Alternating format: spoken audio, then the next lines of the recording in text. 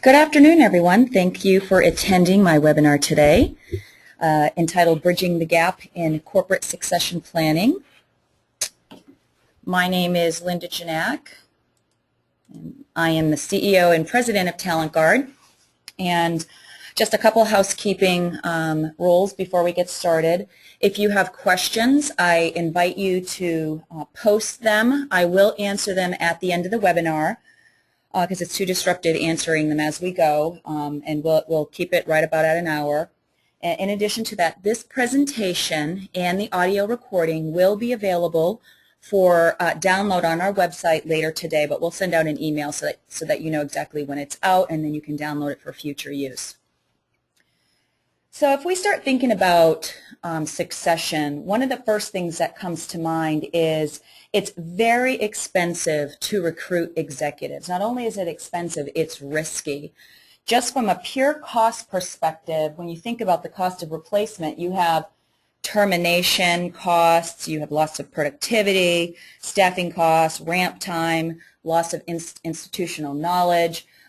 Those factors taken together can cause substantial costs when you're actually trying to replace those executives. From a risk perspective, if you think about the average tenure being about 18 months for your senior executives, trying to recruit is an ongoing daily job, and that institutional knowledge that goes with it can just be damaging to an organization, because what organizations need is the ability to have continuous movement and continuous growth.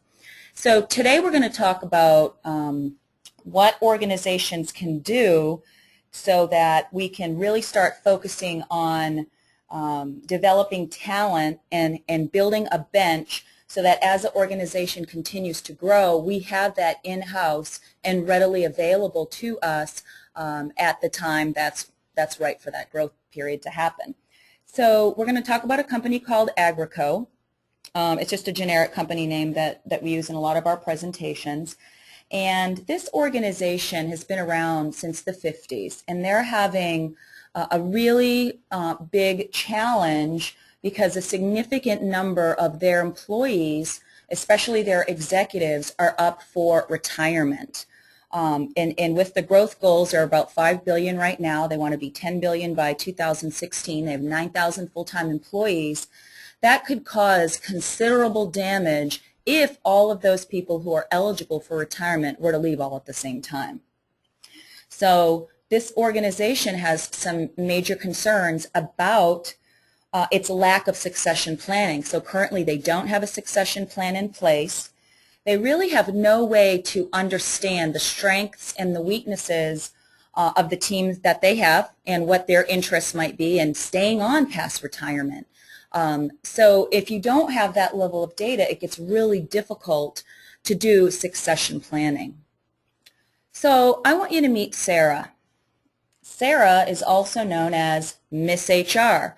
Sarah has been with Agrico for about 3 months, and it's her job, and the reason why she was hired is that she's tasked with putting together the strategic succession planning process. So Sarah needs to gain perspective. She hasn't been at the organization long, like I said, and like any good leader, she wants to understand, what is this organization really all about? Who are the power players? Who's really up for retirement? What are people's plans? How do the networks work? What level of grassroots succession planning are going on, if any, in the organization? And how are we really identifying talent today when we have been growing, and what's working and what's not working? So what Sarah did is she spent about 90 days, and she probably met with 40-plus leaders across the organization. This is a global company, both people ready for retirement and those that are coming up the food chain. She had to get a broad cross perspective, because we do have people who want to feed into some of these roles that will be empty in the next year to 3 years. So she met with these individuals. First, she met them individually, one-on-one, and then she brought them together as a group. And she really had 4 critical questions that needed to be answered. 1, how does an organization currently identify its talent? Do we have tools? Is it just by management's recommendation? Are there processes? Are there committees? How are employees currently developed for future positions? Do we have formal training? Do we send them externally? Do we use coaching? Is it by mentorship? Are people expected to do it on their own? What are we doing right? And what can we improve as an organization? And then finally, what factors could help or hinder the successful implementation of formal succession planning within an organization that's been around and it's very institutionalized, doing things the way they've always done for quite some time. So her job, and as you can imagine, being HR professionals, when you're gathering information, you're getting a lot of different opinions from a lot of different people. So what Sarah really wanted to do was get all that information, aggregate it, try to categorize it, and come up with a few themes that she could then bring to the group of 40 and start to have some really good dialogue around as a task force. And that is what she did. But what she also needed to bring to the table was a current snapshot of what the leadership grade levels looked like in their organization. So they have 4 grades of executives, senior managers, mid-level managers, and supervisors. And she had to search through her HRIS, which wasn't really up to date, and then any other information that she could get her hands on to try to get a snapshot that was reflective of current state. And what she found for each of these, and we'll just look at the line for executives, is there are about 50 executives in the organization at the top level. 25 of the executives are eligible for retirement right now. And in 2016, that number jumps to 31%. That's 50 to 60% of their staff could leave in 3 years. And she had no way of knowing if they were going to stay on past retirement or if they were going to leave now. So when they started to pull this picture together, and this is a very basic look at it, and we're talking about all full-time positions, we're looking at average retirement age across the 4 groups of about 63. Like I said, no data on who's going to stay. And there was limited information on, of all of these roles that we have, there's about 400 and something roles total, which ones are critical? And we're going to talk about that in a minute. So we don't have a really good perspective of our organization as a whole and what we're going to need to do in order to fill the gap, if you will.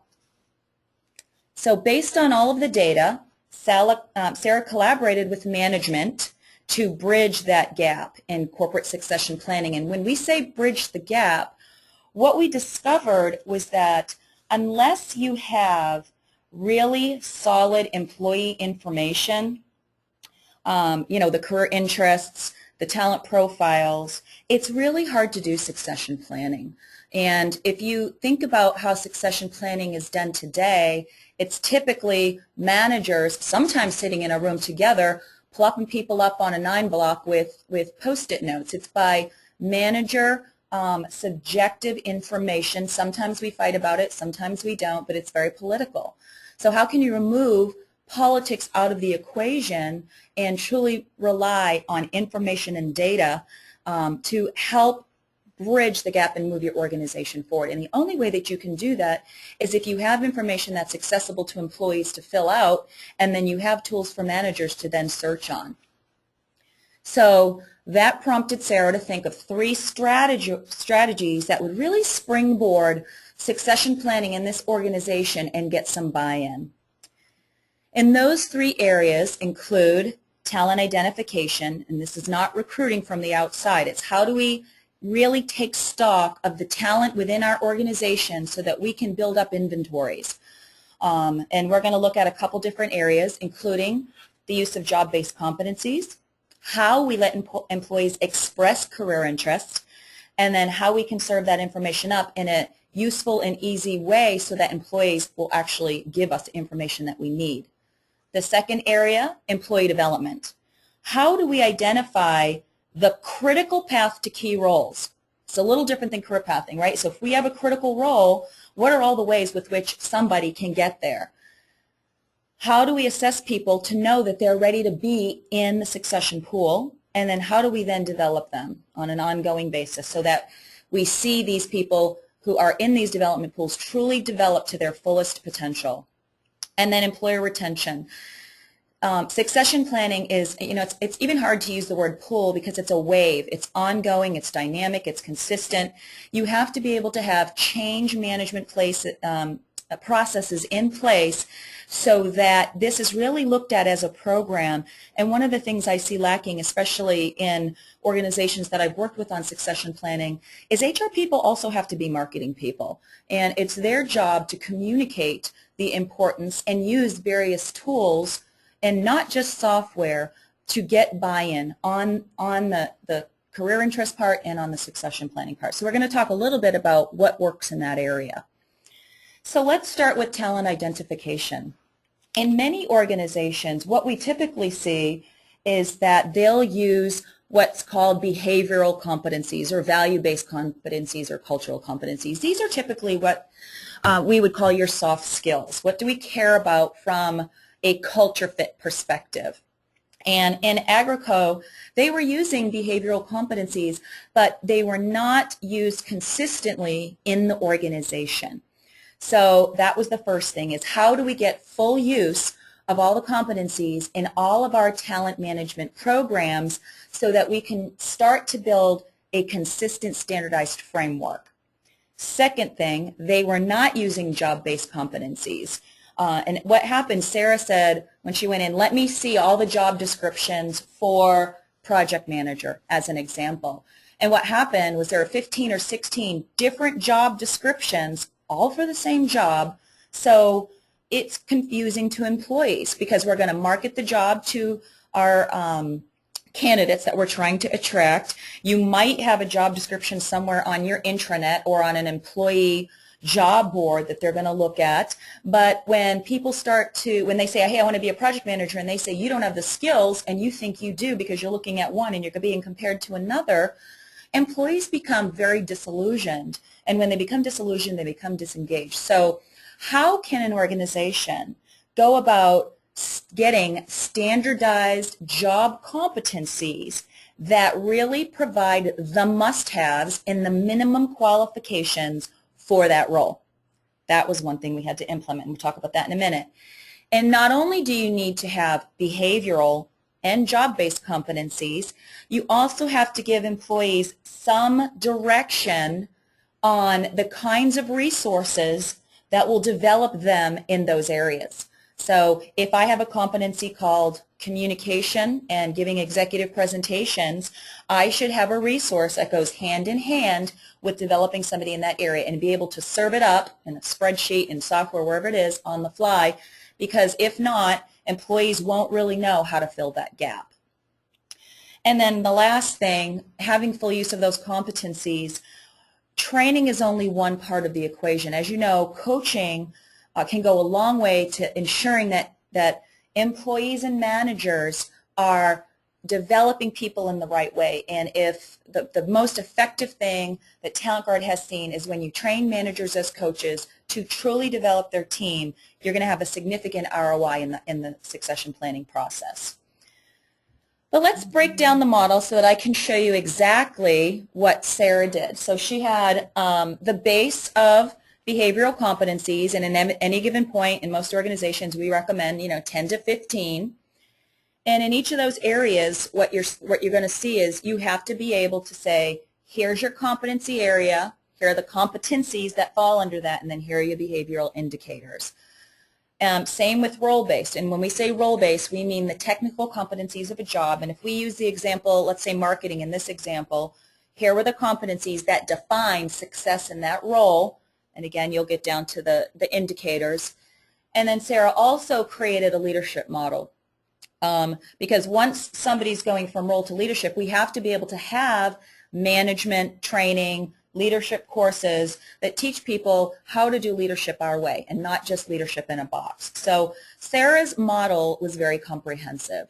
Now, how do you get a model this comprehensive? You can do it a couple of different ways. You can buy behavioral and job-based competencies from a third party.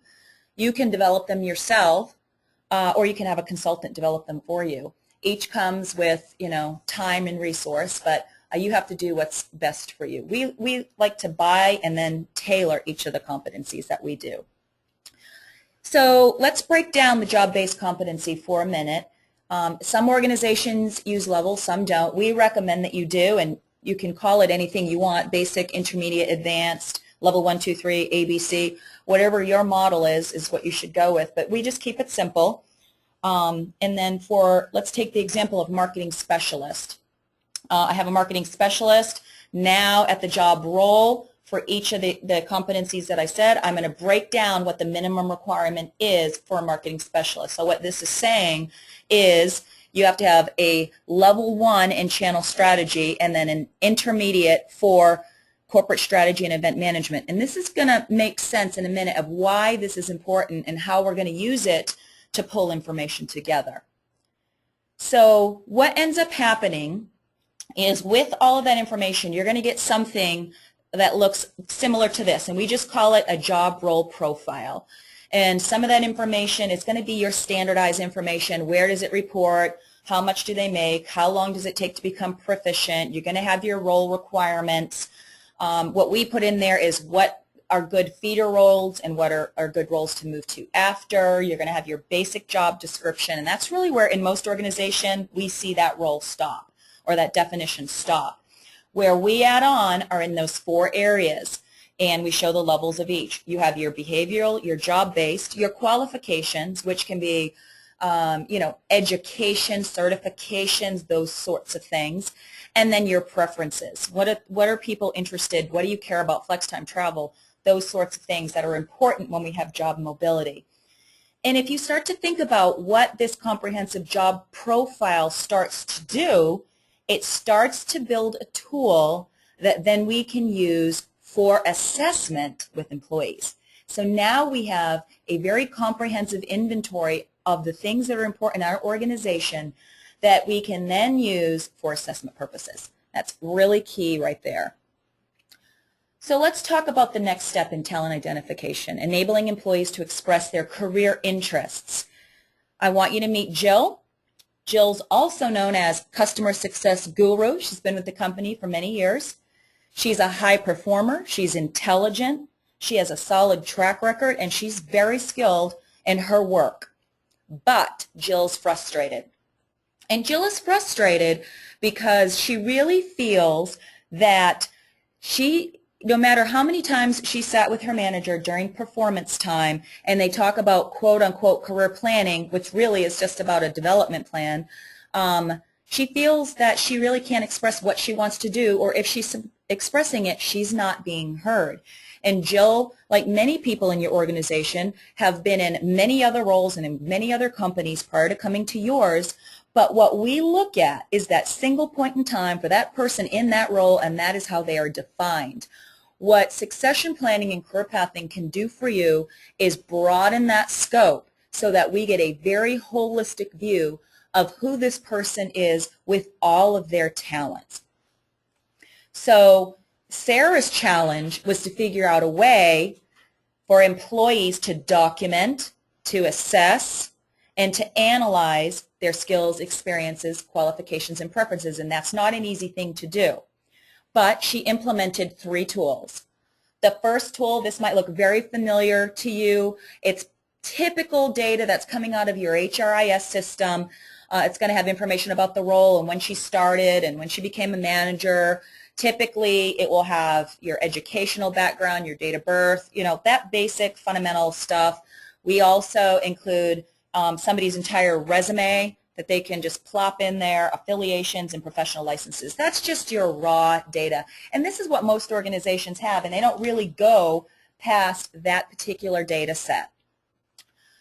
But Sarah also knew that because she had the behavioral competencies and because she had the role-based and qualifications, she could now serve up a way for an employee to do a self-assessment against their own skills and have a manager endorse those skills and or have a 360 drive the population of those of the level of skill that that person has. So now I have all the data I need on my employee. The employee can actually access that data and see it. They can fill out all their preferences. So now, we're starting to get an inventory of our talent. And then thirdly, what are Jill's career interests? And it's basic stuff. One, do you want to stay in the role that you're in? And if so, is there anything that we can do to help you be better, right? Is that where you're at? Number two, are you satisfied in your role, but you want more breadth or depth?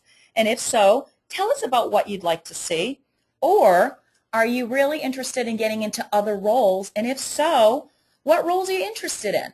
Now, what most employees do is they go search on the job board and they're like, oh, I didn't know we even had that role in our organization, because we don't expose it in a way that makes it easy for people to understand. And if it's not on a job board, then they're usually trying to figure that out from your org chart, if the company even publishes that org chart. And then on top of that information, right, when you start to think, now we're going to start transitioning into succession planning, you as an HR team should be interested in knowing, well, which employees would move international? Which ones want to move, would be willing to move to other states? Which ones want to do cross-functional? And then whatever other information you want to put in there, that list is going to expand based on the things that are important to your company. You know, do you speak 5 languages? That sort of thing. Now, once we have that information, right, it's kind of boring to look at. Employees, you know, don't just want to go in there and look at it. But what can employees now do now that they've put their information into the system, or you've imported it and they've enhanced it, and HR now, because they're getting ready for succession planning, are putting the job roles with those competencies in a system? What that does is it creates the ability to now have a matching engine. And what's going to happen is Jill has a profile, and it's automatic. If, you know, the level 1, 2s, and 3, they're automatically populated. So now when she compares herself in her current role, which is Customer Success Guru, and she wants to see what other roles might she be a fit for, because the competencies across the entire job profile are similar. And when I say similar, meaning marketing manager and customer success manager share some similar competencies, but not all. So she'd only be a 60% match there based on level 1, 2, and 3. So what happens is she's able to compare herself to any job in the company, if you're doing it that way, not just in her own group. She can look at international roles, local roles, roles in other divisions, that sort of thing.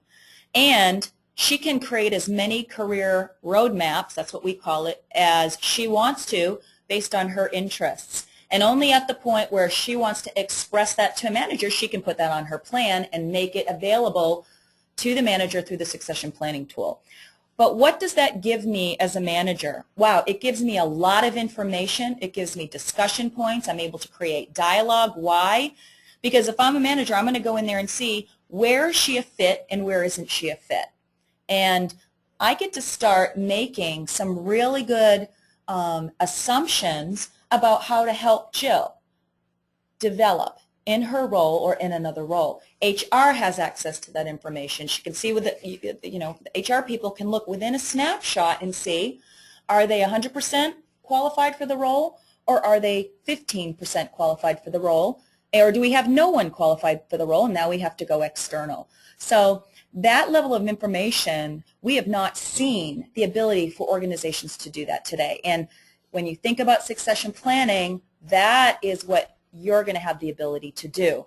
So as a manager and as HR, I can see the types of roles that interest my employees. I can gain a better understanding about the depth of my talent. I understand role readiness, and we're going to show you this, skill gaps and timelines. And now I can search for employees with a very specific, targeted skill set. That is a powerful combination, which moves us into kind of moving from the employee side now to the manager side.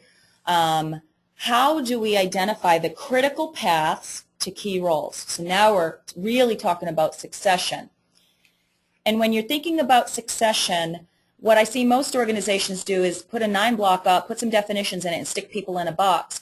But where you have to start is you have to ask yourself a couple questions, and Sarah has 5 that she uses with her team. Which positions are most critical in achieving current and future goals? Now, we can talk about today. That future is going to be changing, so you're always asking the question over and over again. It's not something that stops. It's dynamic. Sometimes we're not going to know what the future is going to predict because it changes so often. But if you ask the question, we can get closer and closer to where we need to be. Which positions, if vacant, could cause harm? Which positions require specialized skills? And in Agrico's situation, they had a lot of chief scientists, and finding scientists with the level of PhD and experience that these people needed was extremely difficult. Which positions are hard to recruit for? That might be some at the lower level in customer success that just turn over a lot. And do we project labor shortages will exist for these roles in the future? And there are a lot of labor shortages in our industry and in our economy today. So how is that going to impact your workforce planning needs? Now, what Sarah did is she said we need some way to be able to have the discussion around succession planning so that we're all on the same page and we're all going to be able to look at all 400 roles that we have and make some decisions about whether they're, quote unquote, an A position, meaning the most important and critical roles in the company, the secondary positions, and then the tertiary positions.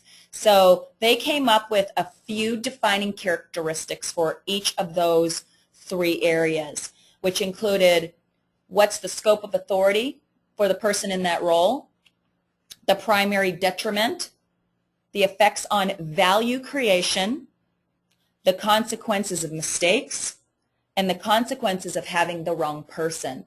So as you can imagine, what Sarah did in this case is she got groups of managers together looking at the job roles, and they all went through, basically an inventory assessment, if you will. Not a formal, it was informal.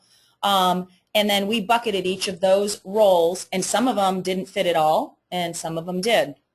And the output of that process, which took about 60 days-ish, was about 10 key areas that were of utmost importance, and that's really where the succession pools were going to begin. And you can't do succession planning in a vacuum. So for example, in Agrico's situation, their #1 strategic driver was product excellence. Product excellence as the driver is going to have an impact on which roles are most critical. So in this case, chief scientist is one of the most critical roles here. Now, if I had operational excellence, these roles might be different. It might be some other set of roles that are important because it's requiring a different focus. So when you are thinking about succession planning, you not only have to think about how do we define a critical role, but what are those critical roles based on from a strategic point of view. So for this presentation, we're just going to go forward with the chief scientists. So with the key positions identified, how do we then begin to map out and build those critical progression paths? And let's look in the middle for a minute at the critical role, and we're calling this our talent pool. The research scientist is a talent pool. First question we're going to ask is, do we have anyone ready to retire in this role? If so, how long will that be? And have we identified successors? Now, typically what would happen is, I'd say, oh, that person's probably good for it. But 1, is that person really a good fit? And 2, is that person interested? So in succession planning, right, it's all about building a bench. Usually we look at 3 people identified per role. That's what we're going to call depth. And so where can people come from? What roles are going to help get the employee as close to research scientists as possible? And what we're looking at here is the feeder role. We know senior research analyst, technology manager, and researcher. So what I need to do as a manager is say, do I have anybody in those roles or who have expressed interest in those roles so that I can begin a dialogue with them? When I begin a dialogue, we add them to the pool, and then we figure out how to develop them. But even though you have these critical posts, you also have to think that that person is also going to want to develop. So what roles for them can they then feed into? And if and only you have good job data, you are able to do this. Because if you don't, then comparing one competency against the next becomes very subjective. And so you'll build out something that looks like this. And the one thing I want to make note of is people say, wow, we can't do succession planning because I have to go build out every role profile for every position. That is not accurate. I always tell people, start with your hard to fill roles, start with your critical roles, or start with a department and then grow from there. You do not have to have everything done all at once in order for your program to be effective. I always believe that you start, you tweak, you learn, you iterate, and you grow. And as the system becomes more mature, you're going to learn a lot about how and what works in your organization to make things a best practice as you go year in and year out. So as a manager and as HR, it's your job to figure out how to serve up that talent in those pools and to define what those pools of talent are. And a pool of talent or a wave of talent can be defined based on a person, based on a role, or based on, nothing in particular. We just want super smart people who are interested in Latin America and speak Spanish, right? That could be a talent pool. So for this case, what we're going to say is we're going to search on the role. The role is going to be chief scientists, and that's where we're going to define it up here in the top. We're going to say, all right, we're going to put that in because I just want to see who's going to come up. But what I also want to see is who is interested in those roles, what are the skill sets. I want anybody who's had a performance score, so you can bring your performance data into this, of 3.8 or above, and I also want somebody who has done a formal 360 and who has had those skills validated against a group of multi-raters. So what happens is you start to populate that, and it's going to produce a list for you of best matches. And then you set the criteria about what a best match is. Is that a 60% match? Is it a 90? Is it completely 100? But you're going to have a list. Now, what we're seeing here is we've got, 85% all the way down to 67%. But what you still don't know yet is, are they ready now? Are they ready in 12 months? Or will they be ready in 18 months? What we have to do as a team is look at each one of these profiles because they're all going to be uniquely different. The Adam might have gaps that Anna does not. Some of those gaps might be harder to fill than others. So it's really about a narrowing down game. Once you start looking at that data and you've narrowed it down, then what you're going to be able to do is start to plot them on the 9-box grid if you choose to use that. We think it's a good way to really give a nice visual perspective about where the organization is from a strategic executive level. But also what you have to do is your 9-block or your 12-block or whatever, how many blocks you want, has to be based on finite data. So how are you going to define each and every box, and then what makes it possible for a person to get in that succession grid? So for example, your future leaders, do you want to say anybody that's 80% ready going to fit in that block and anybody else might fit in another block? What is it? Or do you want to define it by competencies? Do you say the hardest to fill competencies are going to be in the upper right quadrant, and down in 8 where it's scope change, it's going to be that they've mastered 20 of the 40 competencies. There are a lot of ways that when you're thinking about that grid that you can slice the data. So when you're starting a succession planning project, make sure that you have buy-in from your leadership team about exactly how you want to define two things: potential, which is what we're looking at here, and your performance dimensions. So if you have a 5-point rating scale, are you going to allow people on the grid who are a 3? Or is it only going to be for 4s and 5s? What does that start to look like? So once you have some of those rules, and if you have automation, that serves up automatically. But if you don't, and you're still doing it on paper, you have to be able to come back and defend why somebody fits in that box. And if you can defend it with their percent match on the roll for this, they're lacking these skills, they're about 3 months out based on what their development plan tells us, you have powerful information, and it's not just who's most popular or who screams the loudest as a manager. And that's really what we're trying to do with objective succession planning, is give people objective data that they can have great discussions on, and we can truly take stock of the numbers of people that we have within our talent waves that then we can then move forward with. And then it will look something like this when you have your grid, plotting the sales employees, for example. And the way that we think about development is, for example, if somebody is in the number 2 box, the leading emerging leader box, the development plan should always reflect 1 box over or 1 box up.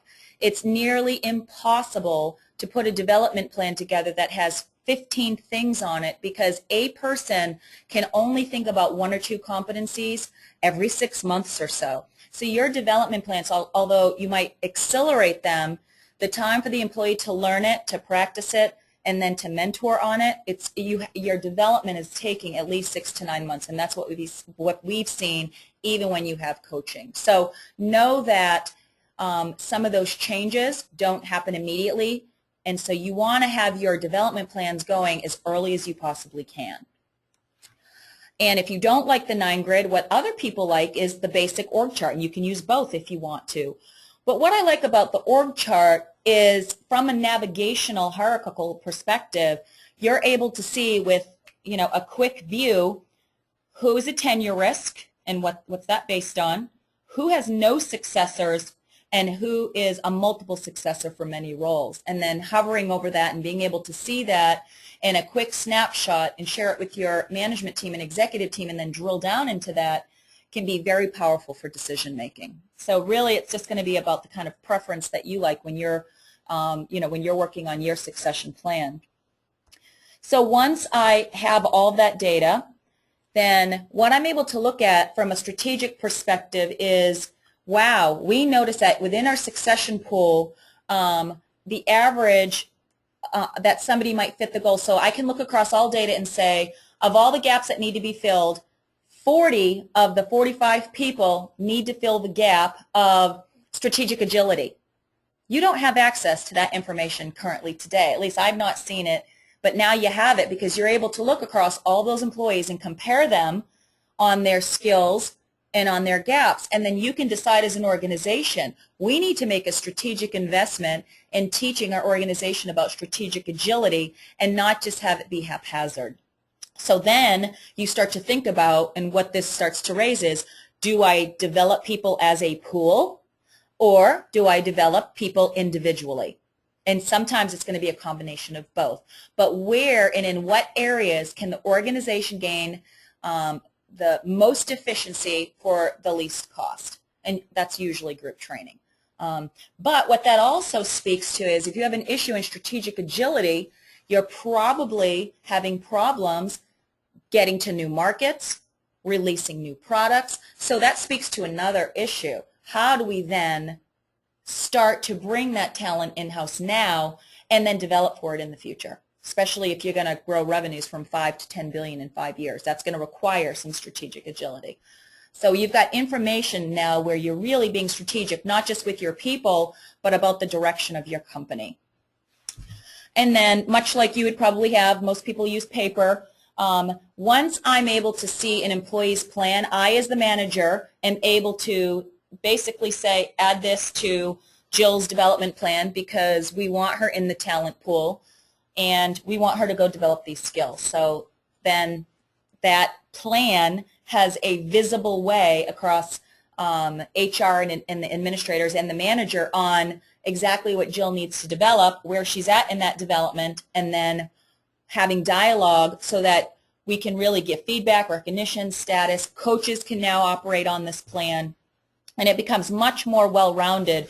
And the biggest complaint that I've seen from organizations is that even when employees have development plans, they don't really get executed. They might have the plan, or it might be a half-baked plan, but when you have the ability to see the plan and then track the plan and talk about the plan and pull reports on who's moving forward, and we're going to have a strategy for that momentarily, we're going to talk about that, then it's a powerful thing. Employees will update it because it's in their best interest. But we always say development plans must be future-oriented.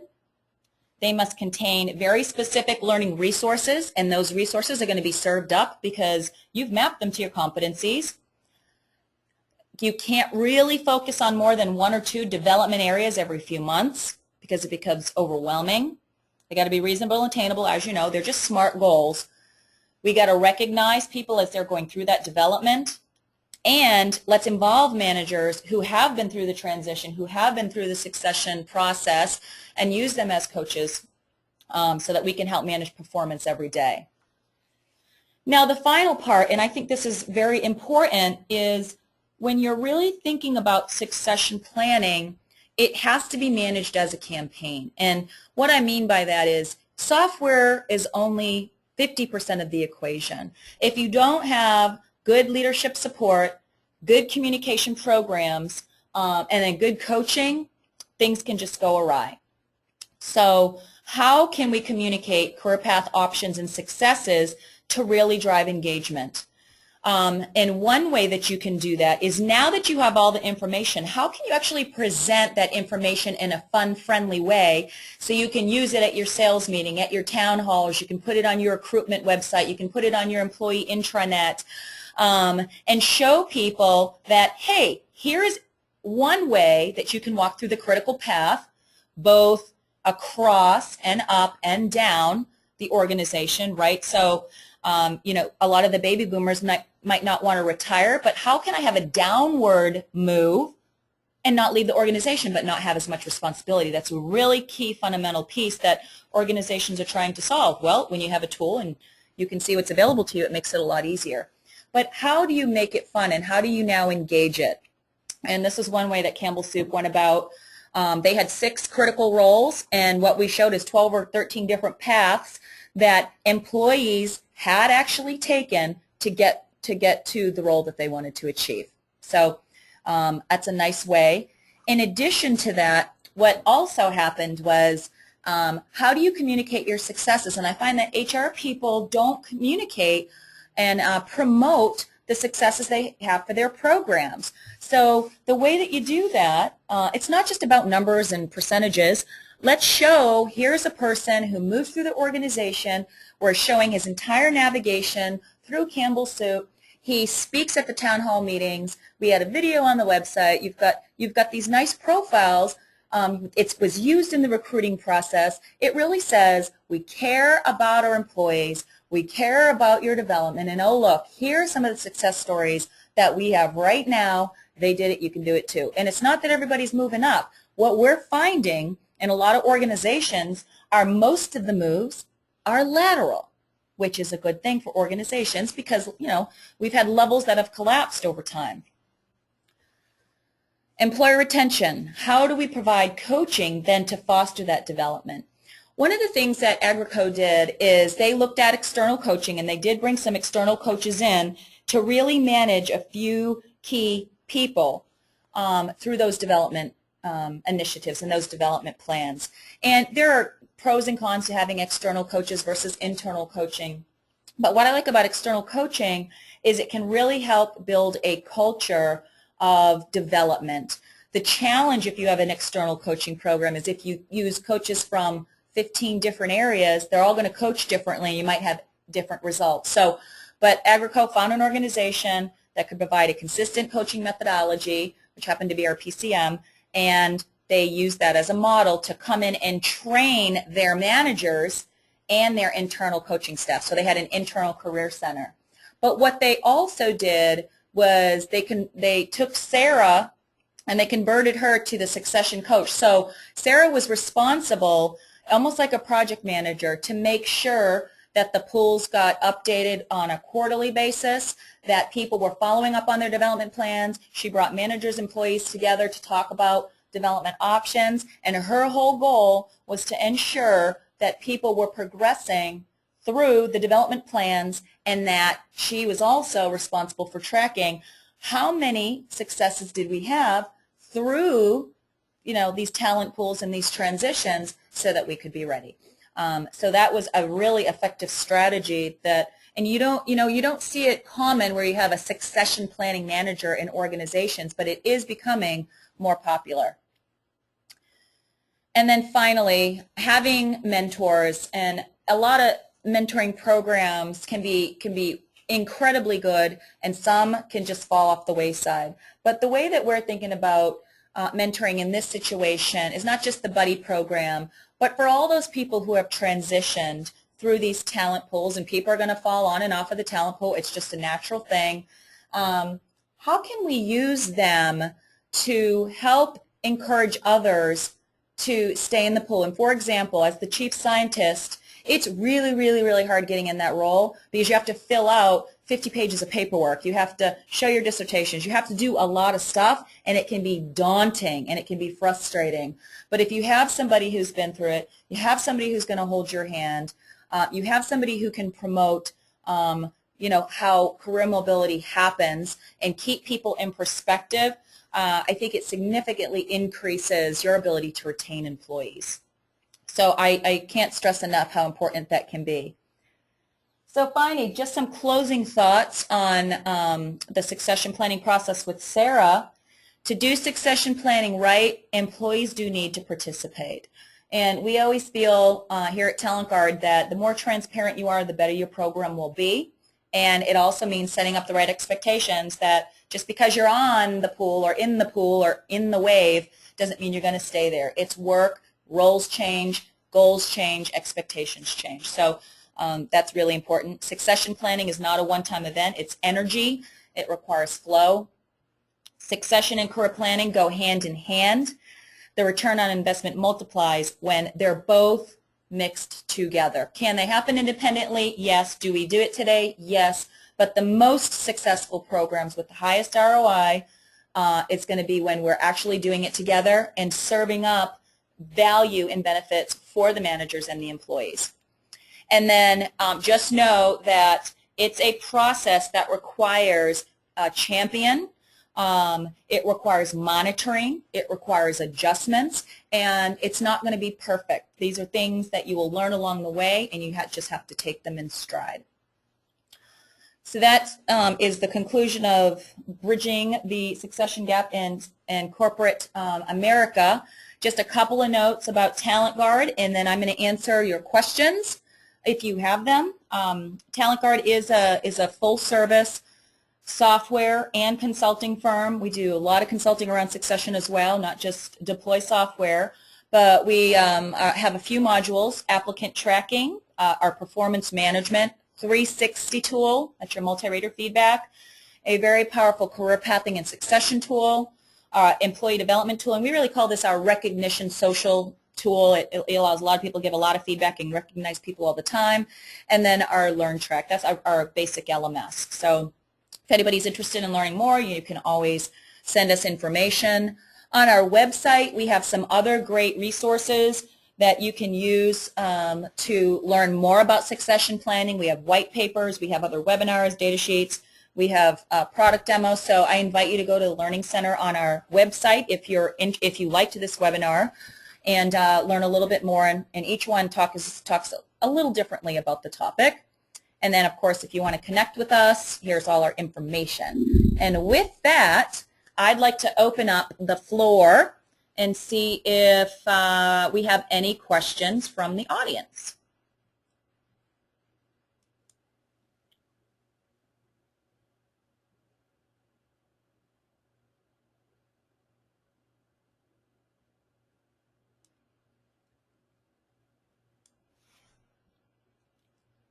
We have a quiet audience today.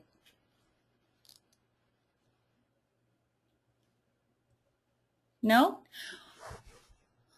Well, if there are no questions, you can always ask them privately via email. Oh, that's funny. Thank you. Yeah, somebody says we're lacking caffeine. Okay, I see a question. It usually takes people a minute. Let me just open up my box here. Okay. This is from How Important is Automation from Irwin. We have implemented succession planning programs both on paper and with automation, and both can be successful. You know, on one hand, I say if you use paper, it's a lot of manual work, but it does work. But what I like about the automation is you do a lot of work in the beginning, but that data becomes more rich and more valuable with time, and it's much easier to query on your employees, to have all your performance data and your 360 data and your employee self-assessment data all housed in one location that's visible. And it's really a lot easier to take an inventory of your talent. So, both have pros and cons. From Linda, do some people use Microsoft Access to hold this information? Yes, we actually do have one customer who uses Microsoft Access. We have some who do Excel and have all these incredible filters that I don't even understand how to use. We have seen that in the past. It is, like I said, it's not mandatory to have software. It just makes your life easier. What you really need, though, more than anything else, is really solid ways for employee to give data. That could be an Excel spreadsheet. You need a solid criteria base to define your roles, and you have to have a solid foundation for how the management team is going to select people that fit within those pools. And then finally, how are you going to develop them? It's going to do you no good to put all that in place and then you don't have the resources to develop the people that are needed for those roles. If you can define that, and you can define that in a very consistent, coherent way that everybody understands, you've got the fundamentals to do succession planning. So David asks, can you touch on some general ROI points as discussed in automating? Absolutely. So, well, what you're going to see when you start to do succession planning, the one thing that we start to look at is, you're going to have turnover. So the cost of replacement, and if you think about the termination costs, you have the loss of productivity, the staffing costs, the wrap time. It's so expensive to recruit talent. And then when you recruit it and they leave in 18 months to 2 years, that's a lost sunken cost. You're not really getting any institutional knowledge from that experience. So when we're starting to look at succession pools, when we're starting to fuel employees' engagement in the organization from a, hey, I'm expressing a career interest, I actually can now look with a single click of a button and see, what are all my options? How many steps are there for me to go from this place to that place? And what are the gaps? And what learning is available to me? That is an incredible employee experience. And what does HR get dinged on every single year? First and foremost, career development. Well, what are you providing them? Career development. But really, you're providing them career development with a means to an end. You need that information in order to do succession planning. Right? You can do succession planning with just roles, but in those roles, we're only going to get basic data on the employee. But if you can have rich data, you're really able to retain employees longer. You're able to move more employees around laterally, internationally, wherever that may be, because now you know that they're interested. And you're really figuring out how to approximate the right role faster rather than leaving roles open for a year that you can't fill. Well, do we have the right kind of talent in-house, and do we make that investment? So there are lots of ROI points. It just really depends on each organization. And then what if the resources are stretched thin? Linda, that question can be answered a lot of different ways, but I'm just going to assume that the HR team is stretched thin. And if that's the case, well, if you have resources, then you can outsource a lot of it. Like TalentGuard sometimes does all the data entry for some of our clients because they're two-person HR shops and they still need that information. If management is stretched thin, you really require, it's no more effort than filling out a performance review. You're going to bring the managers together in the beginning to set the foundation and the groundwork. And then from there, you're going to have your, however often you do it. Some organizations meet quarterly to talk about the succession pool. Some meet twice a year, and some only do it annually. It's really going to be about the competitive nature of your business and what's required of that. If you're in a very competitive, volatile industry, you're going to have to do it more rather than less. And if you're in an industry that's pretty established, the CEO has been there for 50 years and you've got a few people who've been there for 40 years, that's going to be a different type of succession planning. And then, what's even harder is one of my board members, his name's Bob Campbell, he's the vice chairman at Deloitte. I was talking to him about succession planning. He's like, there is a mandatory retirement age. You have to leave the organization. But he wasn't really ready to retire. So, what do you do in those cases? If you have that policy, you have to have people in line for those roles. So, it's a big question. But you feel free to call me and I can answer more.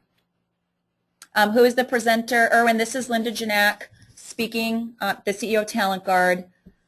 And then if you don't have development resources, and I'm going to tell you this, Linda, that we did an entire development program, I think it was at St. Jude Medical, and they didn't pay on the succession plan. It was a succession planning consulting project, and we did it with the 25 top executives out of Austin, and well, out of the U.S., but mostly out of Austin.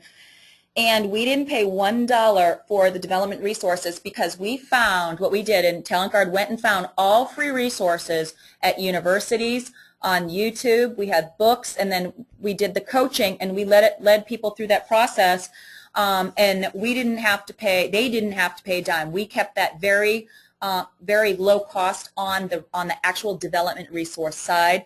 So there are ways around it, especially with the open source for like some of these schools that are just publishing their course material on the internet. So there are ways. You just have to be clever. What other succession planning resources do I recommend? I would recommend starting with the TalentGuard website. We have a succession planning tool. We have questionnaires to keep you going.